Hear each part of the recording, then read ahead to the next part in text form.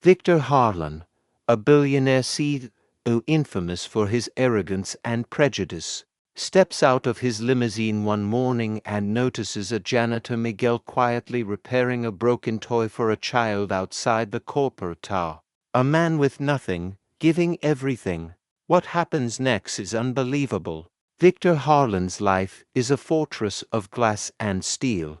Each morning, he wakes in his penthouse high above the city, surrounded by silence. His coffee is prepared by staff who never meet his eyes. His schedule is dictated by assistants who fear his temper. He moves through the world insulated by wealth, yet utterly alone. His empire thrives on exploitation, neighborhoods displaced for new office complexes. Workers underpaid while shareholders grow richer. Victor's reputation is one of cold efficiency, but beneath the surface lies a gnawing emptiness. He is estranged from his daughter, who refuses to speak to him after his public remarks about immigrants. His employees whisper about his cruelty. The city views him as a villain. And yet, Victor is haunted.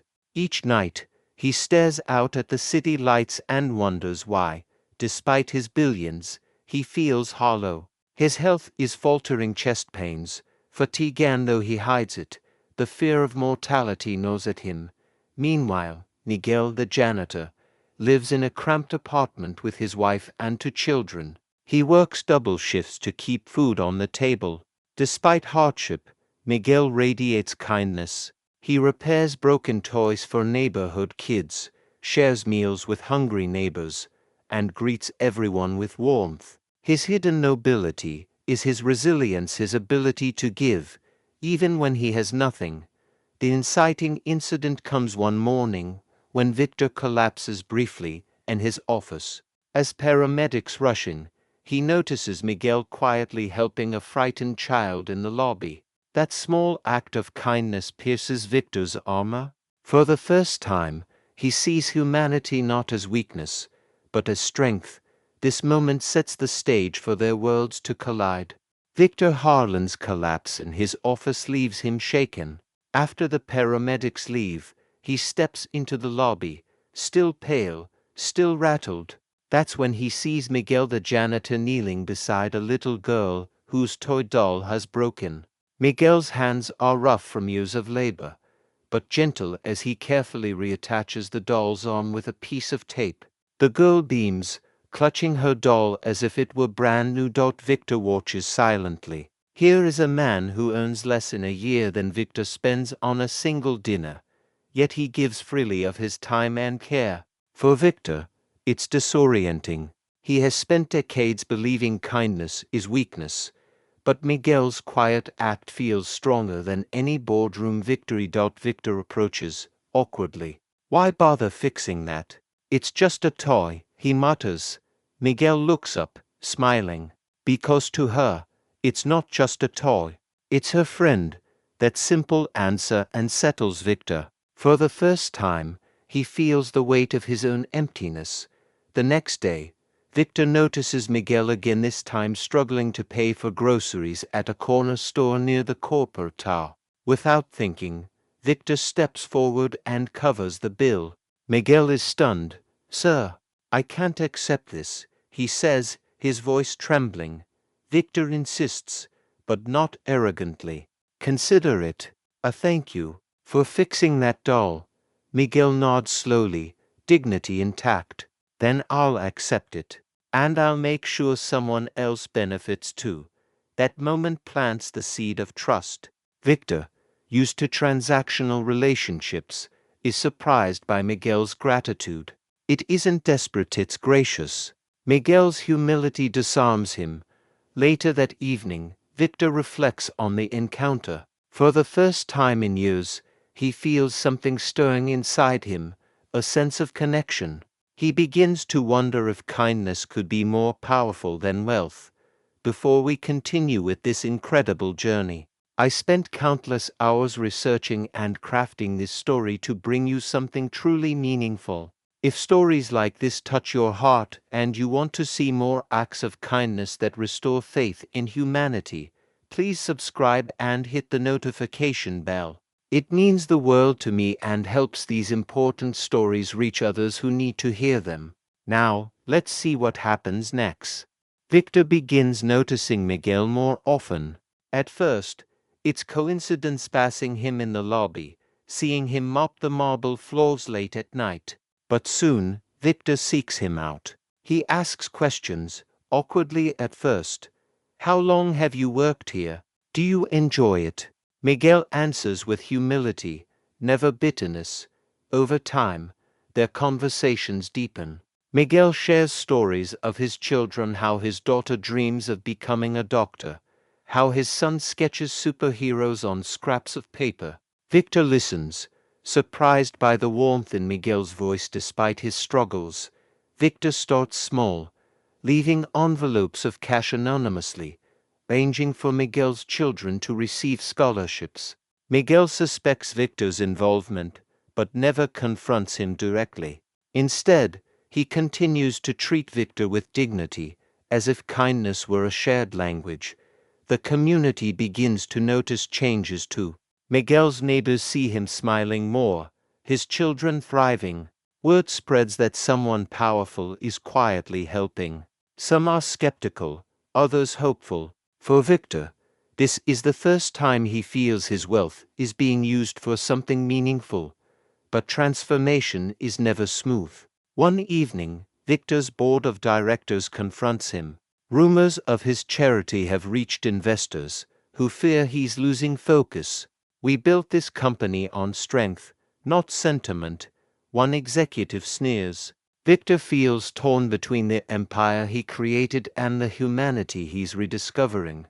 Meanwhile, Miguel faces his own challenge. His landlord threatens eviction, claiming the building will be sold to developers, ironically, one of Victor's subsidiaries. Miguel is devastated. How do I tell my children we have no home? He confides.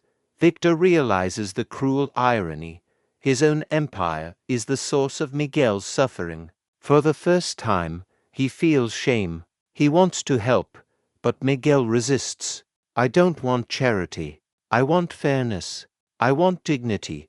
This moment tests Victor's commitment. Is he willing to confront his own company, his own past decisions, to truly help? Doubt creeps in. Miguel wonders if Victor's kindness is temporary, a passing whim. The bond they've built teeters on collapse. Victor faces the boardroom showdown. His executives demand he abandon his charity distractions. But for the first time, Victor refuses. Strength isn't measured by profit margins, he says firmly, but by the lives we touch.